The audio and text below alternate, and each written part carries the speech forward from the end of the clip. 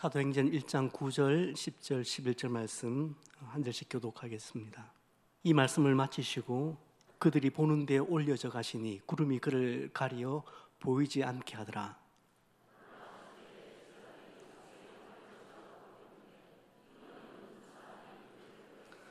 함께 읽습니다. 이르되 갈릴리 사람들아 어찌하여 서서 하늘을 쳐다보느냐. 너희 가운데서 하늘로 올려지신 이 예수는 하늘로 가심을 본 그대로 오시리라 하였느니라. 아멘. 웨이코라는 미국 드라마가 있습니다. 미드 좋아하시는 분들이라면 어쩌면 혹시 보셨는지도 모르겠습니다. 이 드라마는 1993년 미국 텍사스주의 웨이코시에서 일어났던 실화를 다큐 형식으로 한 드라마입니다. 저는 드라마를 보지 않아서 잘 모르겠지만 당시 이 사건에 대해서 발표를 한 적이 있기 때문에 이 사건을 비교적 잘 알고 있습니다. 흔히 웨이코 참사라고 알려진 이 사건은 사이비 종말론 단체인 다윗파와 미국 연방정부 사이의 무력 충돌 사건이었습니다. 다윗파의 지도자인 데이빗 코레시는 자신이 예언자이자 어린 양 예수이고 그리고 공동체 생활을 하는데 그 공동체 안에 있는 여성들은 전부 다 자신의 소유니까 나에게 다 바쳐야 된다, 그렇게 주장을 합니다. 그러니까 결혼한 가정이 이 공동체에 들어오면 남성들은 아내를 빼앗기는 겁니다. 거기다가 이 공동체가 다량의 불법 무기를 그렇게 사들여서 무장을 하고 있었는데 이게 문제가 된 겁니다. 아동을 학대한다, 불법 무기를 소지하고 있다. 그래서 이걸 주 정부가 알고 수색영장을 집행하는 과정에서 그만 총격전이 발생합니다. 여기서 주 정부 요원 4명과 다윗파 신도 6명이 사망을 하게 됩니다. 이게 사람이 죽는 문제가 생기니까 미 연방 정부인 FBI가 개입을 하면서 이 사건이 그냥 일파만파 커집니다. 이때부터 다윗파는 51일 동안 그 공동체의 문을 딱 끌어 잠그고 결사항쟁을 합니다. 연방정부는 이 다윗파를 진압하기 위해서 심지어 탱크와 장갑차까지 그렇게 동원을 합니다. 그렇게 마지막 진압에서 체류가스를 건물에 주입하는데 이 과정에서 대형 폭발 사고가 일어나고 건물은 화마에 휩싸이게 됩니다. 결국 이 건물 안에 있던 신도들 대부분이 그 자리에서 사망하게 되는데 76명의 사망자 중에서 여성과 어린이들이 다수였습니다. 그리고 교주였던 데이빗 코레시는 자살한 것으로 그렇게 알려져 있습니다. 역사 속에서 사회가 혼란스러울 때면은 어김없이 스물스물 기어 나오는 것이 있습니다. 종말론입니다. 거짓된 종말론과 허황된 재림신앙 때문에 교회는 지나간 역사 가운데서 말할 수 없이 큰 피해를 입곤 했습니다. 지난 역사 속에서 예수 재림을 강조했던 사람들의 공통점은 이 데이빗 코레시처럼 보편적으로 비현실적이고 탈현세적이었습니다. 또한 지나치게 내세지향적이었고 무엇보다 광신적이었습니다. 그래서 현대 기독교인들에게 종말이라든지 재림에 대해서 강한 어조로 이야기를 하면은 이게 긍정적인 효과보다는 거부감을 더 불러일으키는 것이 사실입니다. 심지어 교회에서도 예수 재림에 대해서 말을 많이 하는 것은 이단 논쟁에 쉽게 휩쓸릴 수 있는 여지를 남기게 됩니다. 그래서 가급적 교회 안에서도 재림에 관해서는 말을 하지 않습니다. 조금 터부시합니다. 하지만 예수님은 이 땅에 계실 때 재림에 관해서 자주 말씀하셨습니다. 뿐만 아니라 주님의 재림은 기독교 신앙의 핵심 중에 하나이고 우리 신앙의 종착점이라고 생각합니다. 오늘 본문은 주님의 승천 이야기로 시작됩니다. 그런데 특이한 것은 예수께서 올라가셨다 이렇게 능동태로 쓰지 않고 2번 다 올려져 가시니, 올려지신 이렇게 수동태로 기록을 합니다. 특별한 의도가 없는 이상 수동태 문장은 능동태 문장보다 아무래도 힘이 빠집니다. 주체가 아니라 객체가 되기 때문에 그렇습니다. 예수님이 스스로 주체가 되셔서 하늘로 오르셨다고 하면 될 텐데, 가장 탁월한 필력을 자랑하는 누가가 굳이 왜 이 부분에서 수동태로 기록했을까? 여러분, 특별한 기술에는 그만한 이유가 있는 법입니다. 여기 중요한 신학적인 주제가 하나 담겨 있습니다. 올려졌다는 이 말을 정확하게 번역을 하자면 위로 취하여졌다 혹은 끌어올렸다, 그렇게 번역이 됩니다. 이것은 예수께서 어떤 다른 힘에 의해서 위로 끌어올려졌다는 것을 의미합니다. 예수님의 탄생 사건과 이 땅에서 살아오신 그분의 삶의 궤적들, 또 십자가의 고난과 죽으심, 그리고 부활까지도 주님이 독단적으로 하신 일은 아닙니다. 주님의 삶은 처음부터 성경의 말씀을 이루려는 삶이셨고, 또 하늘 아버지의 그 섭리와 계획 속에서 이루어진 일이라는 뜻입니다. 생의 마지막 순간의 이 승천도 예수님의 단순한 자의적인 행동이 아니라 하나님의 계획 속에서 온전히 마무리되었다는 것을 상기시키고 있는 것입니다. 그래서 예수께서 올라가셨다, 그렇게 능동태로 말하지 않고 예수께서 올려져 가셨다, 그렇게 굳이 수동태로 그렇게 표현을 하는 것입니다. 한편 예수님의 승천 장면을 본 제자들은 한동안 하늘에서 눈을 떼지 못하고 계속해서 하늘만 쳐다보고 있습니다. 언제 주님을 다시 뵐 수 있을까? 주님 다시 오시면 내가 알아보기나 할까? 복잡한 생각으로 하늘을 응시하고 있는데 제자들 곁에 천사들이 나타나서 이렇게 한마디 거둡니다. 갈릴리 사람들아, 어찌하여 서서 하늘을 쳐다보느냐? 너희 가운데서 하늘로 올려지신 이 예수는 하늘로 가심을 본 그대로 오시리라. 이 천사들 말의 핵심은 예수께서 다시 오신다는 것입니다. 자, 여기 지난 2000년 교회 역사에서 가장 뜨거운 이슈 중 하나가 등장합니다. 주님의 재림입니다. 재림을 의식하는 신앙생활은 우리 신앙을 뜨겁고 살아있게 만드는 그런 동기부여의 역할을 하지만, 정반대로 개인과 가정과 나아가서는 교회를 초토화시켜버리는 원동력이 되기도 했습니다. 그러니까 역사 속에서 재림신앙은 양날의 검으로 작용을 한 겁니다.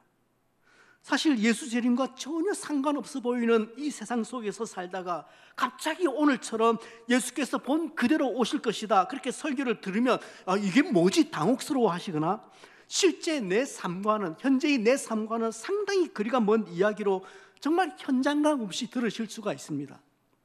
그래서 설교자인 제 입장에서는 이런 본문이 부담이 100배입니다. 그러나 주님의 말씀 한마디 한마디는 버릴 것 없는 말씀인 줄로 압니다. 재림에 관한 이 말씀도 우리 삶의 등불과 지표로 삼아야 할 말씀입니다. 해서 돌다리도 두들겨 건너는 심정으로 조심스럽게 말씀을 전합니다. 여러분들도 재림에 관해서 다시 한번 정리를 하면서 도전받는 시간 되시기를 바랍니다. 주님의 재림에 관해서는 다양한 이야기들이 있습니다. 정말 다양한 이야기들이 있지만 크게 세 가지 질문으로 제가 정리를 하겠습니다. 첫 번째 질문은 정말로 다시 오시는가입니다. 정말로 다시 오시는가? 신학자들 중에서 예수님의 승천 기사나 재림에 대한 이 약속을 좀 신화화하는 그런 사람들이 있습니다. 아니, 어떻게 사람이 그렇게 들려 올라갈 수가 있고 또 구름을 타고 오실 수가 있나? 이건 그냥 지어낸 이야기일 뿐이다, 그렇게 말하는 신학자들이 있어요. 성경에 나타난 이야기가 사실인지 아닌지를 증명할 때 가장 확실한 증거가 뭐냐면은 그 사건에 대한 내적인 증거가 있는가 없는가, 그것을 제일 먼저 봅니다. 무슨 말이냐 하면, 다른 어느 고문서에서 이야기하기를, 혹은 내가 전에 들은 바로는 이런 것 말고 그 사실을 확실하게 얘기해 줄 수 있는 사람, 그리고 그 장면을 그 자리에서 직접 목격을 한 그 증인들이 성경에 나와 있는가라는 것입니다. 이것을 내적인 증거가 있는가라고 질문합니다. 이에 대해 구절은 이렇게 말씀을 합니다. 한 번 더 우리 구절 읽어보실까요? 이 말씀을 마치시고 그들이 보는데 올려져 가시니 구름이 가리요. 예, 그날 승천과 재림의 약속의 현장에는 제자들이 집결해 있었습니다. 주님의 승천과 재림의 이야기는 한두 사람이 입을 맞춰서 지어낸 이야기가 아닙니다.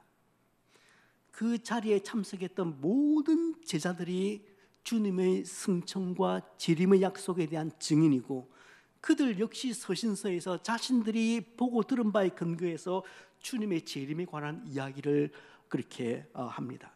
여러분, 부활도 마찬가지입니다. 죽은 사람이 살아난다, 그 말이 됩니까? 그런데 주님 다시 사신 것은 단지 몇 명의 작당에서 그렇게 소문을 흘린 것이 아니라 제자들도 거듭 부활하신 주님을 만나보았고, 여인들도 부활하신 주님을 만나보았으며, 심지어 500여 형제들이 같은 시간 같은 장소에서 주님의 부활을 목격했습니다.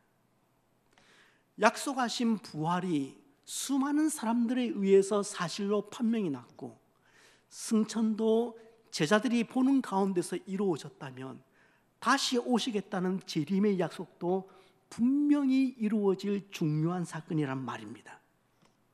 하지만 교회 밖의 사람들이 이런 이야기를 들으면 기독교인들 정신 나갔다고 말할 겁니다. 그들 교회는 주님의 재림 이야기가 마치 외계인이 UFO를 타고 지구를 다시 방문하는 것처럼 그렇게 들릴 겁니다. 그러다 보니까 신앙인들도 성경이 말씀하듯이 그렇게 예수님이 재림하는 것이 아니라, 실제는 그게 아니라 영적으로 늘 우리와 함께 하시겠다, 그런 뜻이다, 그렇게 한 발 물러섭니다. 그러면서 예수님의 말씀대로 원수를 사랑하고 정의와 평화가 구현되는 그 세상, 그것이 바로 주님의 재림한 세상이다, 그렇게 할인해서 말합니다. 이 나름대로 의식이 있고 지성적이고 합리적으로 생각하는 기독교인들이 종종 이렇게 한 발짝 물러서서 이렇게 이야기를 하는 겁니다. 이렇게 주장하면 세상으로부터 손가락질은 좀 덜 받을는지는 모르겠어요. 그러나 아무리 세상 풍조가 주님의 재림을 영화 같은 이야기라고 평가처라 하더라도 우리는 예수님이 무리들이 보는 가운데 올려 가신 것처럼 분명히 재림하실 것을 믿습니다. 아멘. 여러분, 그렇습니까? 네. 초대교회의 성도들은 승천하신 주님께서 다시 오신다는 사실을 아주 확고하게 믿었습니다. 그래서 그들이 했던 신앙 고백 속에도 이 내용을 명시적으로 넣었습니다. 예수 그리스도는 하늘에 오르시어 전능하신 하나님 아버지 우편에 앉아 계시다가 거기로부터 살아있는 자와 죽은 자를 심판하러 오십니다. 이것을 신앙 고백 속에 넣었습니다. 일주일에 한 번씩 우리도 이 고백을 따라갑니다. 첨단 과학의 시대를 살아가는 현대인들에게 재림에 대한 이야기가 동화 속 이야기처럼 그렇게 들릴지는 몰라도 주님의 재림은 막연하거나 애매한 사건이 아니라 100% 일어날 미래의 사건인 줄로 믿으시길 바랍니다. 다시 오시겠다는 주님의 약속은 도저히 믿을 수 없는 정치인의 공작이 아닙니다. 주님의 재림은 우리가 믿는 신앙의 완성입니다. 주께서 부활하셨던 것처럼, 약속하신 대로 부활하셨던 것처럼, 주께서 약속하신 것처럼 승천하신 것처럼, 주께서 약속하신 것처럼 반드시 재림하실 것입니다. 주님의 재림에 관련된 두 번째 질문은 어떻게 오시는가입니다. 어떻게 오시는가? 이 질문에 대한 대답은 본 그대로 오시리라입니다. 그렇다면 본 그대로라는 이 말씀을 어떻게 이해를 하면 될까요? 이 말씀은 주님께서 승천하실 때 입었던 그 옷 그대로 다시 입고 오실 것이라든지, 주님이 승천하실 때 그림에서 보이는 것처럼 두 팔을 벌리고 그렇게 승천을 하셨다면 주님께서 재림하실 때도 두 팔을 벌리고 그렇게 오실 것이라든지, 또 승천하는 바로 그 장소로 다시 오실 것이다, 아마 그런 의미는 아닐 겁니다. 성경에 보면 예수께서 재림하실 때의 모습은 승천하셨을 때의 모습과 다를 것임을 암시하는 말씀들이 곳곳에 나와 있습니다. 예를 들면 예수께서 승천하실 때는 천사장의 소리와 하나님의 나팔 소리가 있었던 것은 아닌 것 같아요. 그러나 데살로니가 전서를 한번 읽어보시면, 우리 같이 한번 읽어보실까요? 주께서 호령과 천사장의 소리와 하나님의 나팔 소리로 친히 하늘로부터 강림하시리니 그리스도 안에서 죽은 자들이 먼저 일어나고, 주님께서 재림하실 때는 천사장의 소리와 하나님의 나팔 소리로 천지를 진동하면서, 천지가 진동하면서 주님께서 강림하실 것이라고, 재림하실 것이라고 그렇게 말씀하십니다. 승천하실 때는 제자들이 보는 가운데 올라가셨지만 재림하실 때에는 모든 사람이 보고 알 수 있도록 그렇게 재림하실 것이라고 말씀하셨습니다. 재림하실 때는 베들레헴 말구유에서의 초라하고 낮아진 모습이 아니라 누구도 알 수 없게 은밀하게 오시는 것이 아니라 영광스러운 모습으로 모든 사람이 한눈에 볼 수 있도록 그렇게 오신다고 말씀하셨습니다. 처음 오실 때는 고운 모양도 없었습니다. 처음 오실 때는 아름다운 모양도 없었습니다. 처음 오실 때는 흠모할 만한 것도 없는, 정말 말라 비틀어진 볼품없는 모습으로 오셔서 사람들에게 멸시를 받고 버려진 바 되었습니다. 그러나 다시 오실 때는 온 천하가 다 알도록 공개적으로 영광 중에 오신다고 선언하고 있습니다. 계시록 1장 7절 말씀을 우리 함께 읽습니다. 볼지어다 그가 구름을 타고 오시리라. 각 사람의 눈이 그를 보겠고 그를 찌른 자들도 볼 것이요 땅에 있는 모든 족속이 그로 말미암아 애곡하리니 그러하리라. 분명한 것은 올라가신 대로 다시 오시겠다고 말씀하셨으니까 재림하실 때는 여인의 태에서 태어나서 여인의 품에서 양육되는 과정은 거치지 않으실 겁니다. 역사 속에서 무수한 자칭 재림주들, 그 재림주들이 지나갔지만 여인의 몸에서 태어나서 여인의 품에서 양육을 받았다면 그들이 제 아무리 박태선이고 문선명이라고 할지라도, 그가 정명석이라고 할지라도 그들은 재림주가 아니라 혹세무민하는 이단일 뿐입니다. 예수님의 재림을 한국에 있는 사람과 미국에 있는 사람이 어떻게 시공을 초월해서 동시에 볼 수 있을지, 하나님의 나팔 소리를 어떻게 세계 각국에 있는 사람들이 동시에 그렇게 들을 수가 있을지, 그런 것은 모두 미지의 영역입니다. 저는 이 부분에 있어서 너무 큰 상상력을 발휘할 필요는 없다고 생각합니다. 큰 뜻만 전달되어도 오늘 우리가 신앙생활을 하면서 재림을 준비하는데 전혀 부족함이 없다고 생각합니다. 여러분, 재림에 관련된 세 번째 질문은 그렇다면 언제 오시는가입니다. 이 질문은 재림에 관해서 가장 큰 논란거리가 되는 질문입니다. 재림의 때에 관해서는 주님께서 아주 분명하게 말씀을 하셨습니다. 때와 시기는 아버지께서 자기 고난에 두셨으니 너희가 알 바 아니요. 그건 하나님의 영역이니까 너네들은 알 수도 없고 또 알 필요도 없다, 그렇게 말씀하십니다. 여러분, 이게 애매모호한 말씀입니까? 아주 명료하잖아요. 주님의 재림의 날이 언제인지는 아무도 모른다고 그렇게 말씀하시지 않았습니까? 따라서 재림의 날과 시를 말하려고 하는 사람들은 전부 다 위험한 사람들이라고 딱 잘라 말할 수 있습니다. 하지만 재림을 강조하는 사람들에게 때와 시기는 하나님의 고난이니까 너희는 그냥 잘 준비하고 있으면 된다, 이런 말씀은 사실 굉장히 싱거운 말씀입니다. 언제인지도 모르는데 준비하라? 너무 막연하잖아요. 그렇지 않습니까?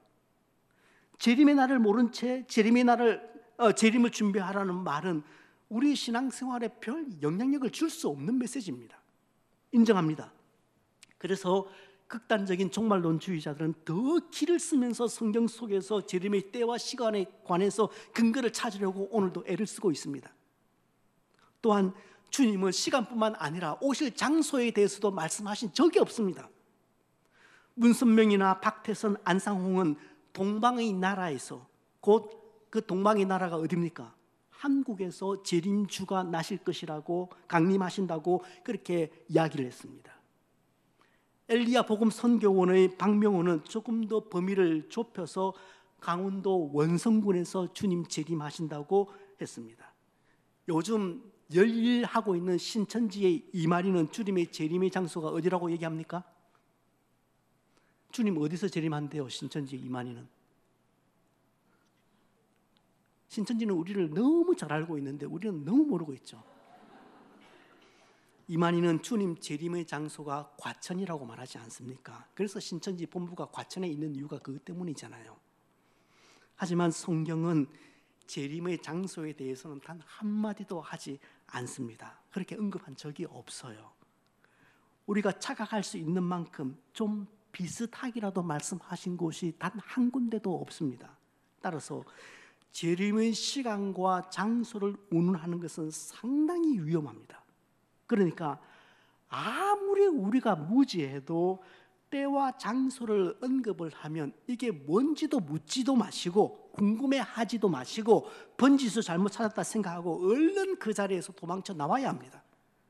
하지만 시간과 장소에 대한 그릇된 해석으로 수많은 사람들이 가정을 버리고 직장을 버린 채 교회와 기도원으로 몰려들었고 마치 이 세상에서의 삶은, 이 세상에서의 일은 지긋지긋한 지옥이라도 되는 것처럼 그렇게 매일같이 먼 산만 쳐다보면서 오늘일까 아니면 내일일까 한숨 짓는 삶을 살기도 했습니다. 그런 거짓된 종말론에 빠져서 가정이 박살난 경우 많이 들어보셨을 것이고 또 직접 보기도 하셨을 겁니다. 다시 말씀드립니다. 성경은 재림의 시간과 장소에 대해서는 일절 말하지 않습니다. 그러나 재림을 기다리는 성도의 자세에 관해서는 여러 번 언급을 합니다. 결국 재림에 있어서 가장 중요한 것은 시간과 장소의 문제가 아니라 기다리는 자의 자세 문제로 귀결됩니다. 이것에 대해서 가장 잘 설명된 곳이 데살로니가 교회를 향한 바울의 권면입니다. 바울이 데살로니가 교회에 보낸 첫 번째 편지는 총체적으로 예수님의 재림에 관한 이야기라고 해도 크게 틀리지 않습니다. 데살로니가 교인들은 극심한 환난 가운데서도 죽음을 두려워하지 않고 하나님 나라를 바라보며 예수 믿고 살던 사람들이었습니다.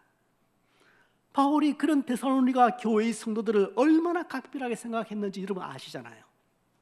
바울은 그 교인들에게 종말의 삶, 특별히 주님의 재림을 기다리는 삶에 관해서 아주 자세하게 설명을 합니다. 데살로니가 전서 4장과 5장을 보시면 주님의 오심을 우리가 얼마나 간절히 사모해야 하는지, 또 주님의 오심을 얼마나 우리가 그렇게 사모하며 기다려야 하는지에 관해서 그렇게 언급을 하고 있습니다. 그런데 데살로니가 후서를 보시면은 일부 교인들을 아주 호되게 꾸짖는 장면을 볼 수 있습니다. 이들은 경건했지만 주님의 재림에 대해서 크게 오해를 하고 있던 성도들이었습니다. 이들은 재림에 대한 그 강렬한 소망 때문에 이 세상에서 하는 일들을 전부 다 죄악시했거나 무의미하게 여겼습니다. 이제 곧 주님 오실 것인데 열심히 일하는 이것이 다 무슨 소용이 있냐며 세상은 다 덧없고 부질없는 것이다, 그런 생각으로 매일 하늘만 보고 살았습니다. 인생 일장춘몽이지 뭐, 그냥 다 지나가는 거야. 그렇게 입버릇처럼 말하면서 세상과 하늘에 대해서 선을 긋기를 하던 그 성도들을 향해서 바울은 일하기 싫어하는 게으른 자들이라고 심하게 책망했습니다. 급기야 일하기 싫거든 먹지도 말라고, 너네들은 일만 만드는 자들이라고, 일만 만드는 자들이라고 정신이 번쩍 들도록 그 성도들에게 호통을 쳤습니다. 그러니까 주님 곧 오실 것이라고 집 팔고 땅 팔고 직장도 대충 접어놓고 교회나 산에 들어가서 주님 나는 이 땅에 살 마음이 없어요, 주님 오실 날만 기다리며 살아갑니다, 그렇게 하늘만 쳐다보며 살아가는 그 모습은 주님의 재림을 기다리는 그런 신앙인의 모습이 아니라 주님이 재림하시기까지 기다리지를 못하고 조바심을 내는 모습이란 말입니다. 재림을 기다리는 성도들에게 바울이 강조한 말은 지금 하고 있는 일 부지런히 하면서 주님 맞으라는 겁니다. 주님의 재림이 언제인지 알지 못한다는 말은 그 재림을 준비하기 위해서 내가 따로 해야 할 일은 없다는 말입니다.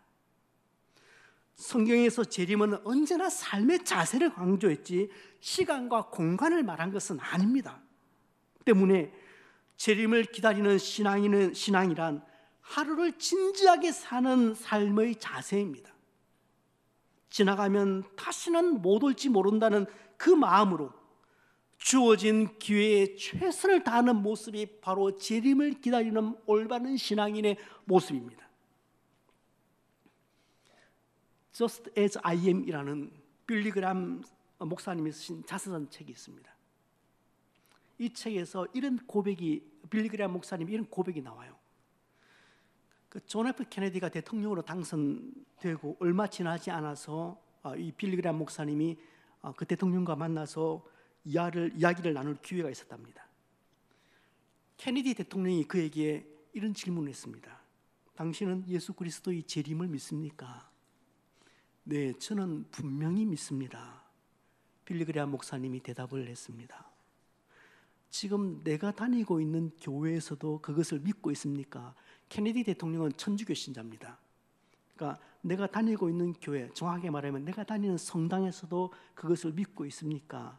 예, 그들의 신앙 고백에도 분명히 주님의 재림을 믿는다는 고백이 들어가 있습니다. 그때 케네디 대통령이 이렇게 말합니다. 하지만 우리 교회는 재림을 가르치지 않습니다.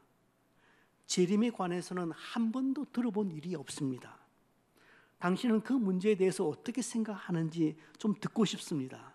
그래서 빌리그람 목사님은 예수께서 어떻게 이 땅에 오셔서 십자가에서 죽으셨는지 하는 것과 다시 오실 것이라는 그 약속에 관해서 성경이 무엇이라고 기록하고 있는지 그렇게 대통령에게 말해줍니다. 그래서 케네디는 아주 흥미로운 이야기군요. 나중에 다시 한번 이야기를 하고 싶습니다 하고 헤어졌습니다. 그리고 몇 년 뒤 1963년 국가 조찬 기도회 때 두 사람이 다시 만납니다. 당시 빌리그람 목사님은 아주 심한 감기에 걸려 있었습니다. 그래서 조찬 기도회를 마치고 서로 인사를 하고 두 사람은 각기 자기 차로 걸어가는데 케네디 대통령이 갑자기 돌아서면서 빌리그람 목사님에게 이렇게 말했답니다. 그래야 목사님, 제 차로 백악관까지 함께 가지 않으시겠습니까? 잠깐 목사님과 이야기를 나누고 싶습니다. 빌리그람 목사님이 대답을 했습니다. 미스터 프레지던트, 제가 지금 감기에 걸렸습니다. 몸도 아주 좋지 않지만 이 감기를 대통령께 옮길까 두렵습니다.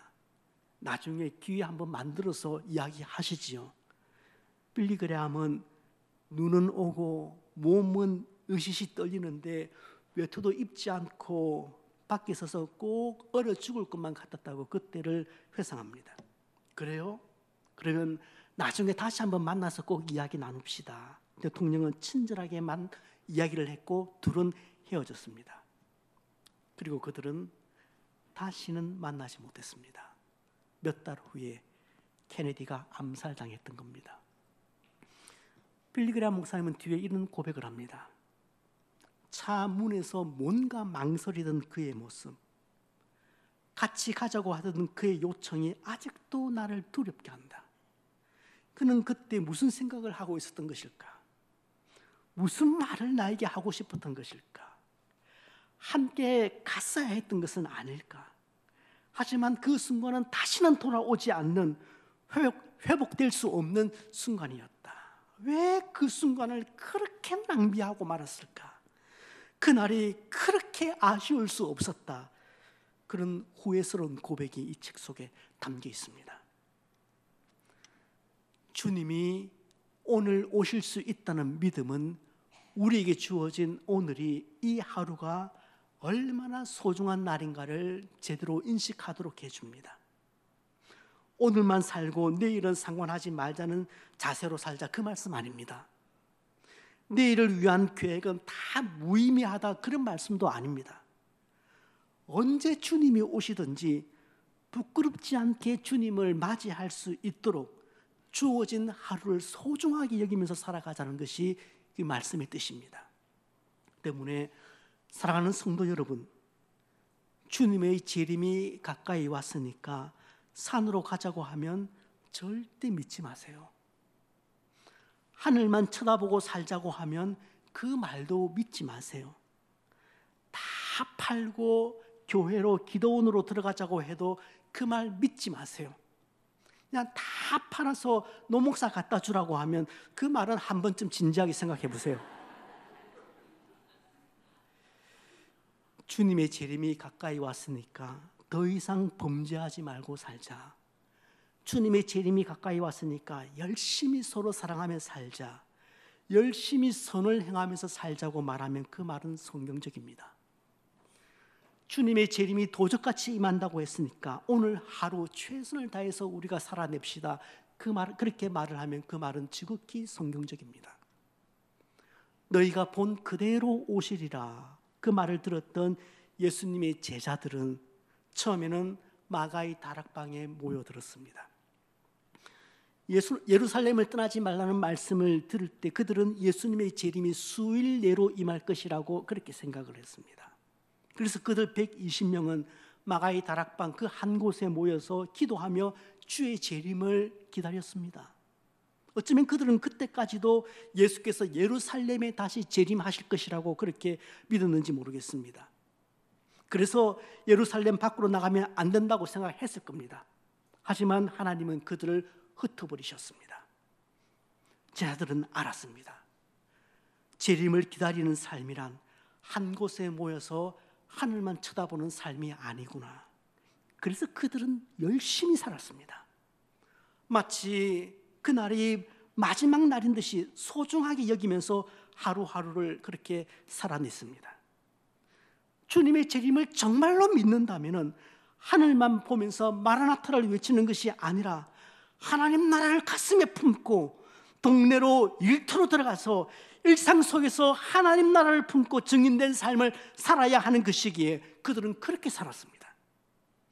고령의 나이에 밤모섬으로 기양을 가 있으면서도 사도 요한이 하던 아멘 주 예수여 어서 오시옵소서 그 마라나타의 고백은 그냥 우리가 힘겨운 현실을 살아가면서 입버릇처럼 내뱉는 그런 현실 도피의 고백이 아니라 주님의 재림을 기다리면서 그 늙은이가 그 고령의 사도 요한이 그 밤모습의 채석장에서 돌을 캐내면서 성실하게 하루하루를 살아낸 하나님의 백성들이 할 수 있는 뿌듯한 소망의 고백이란 말입니다.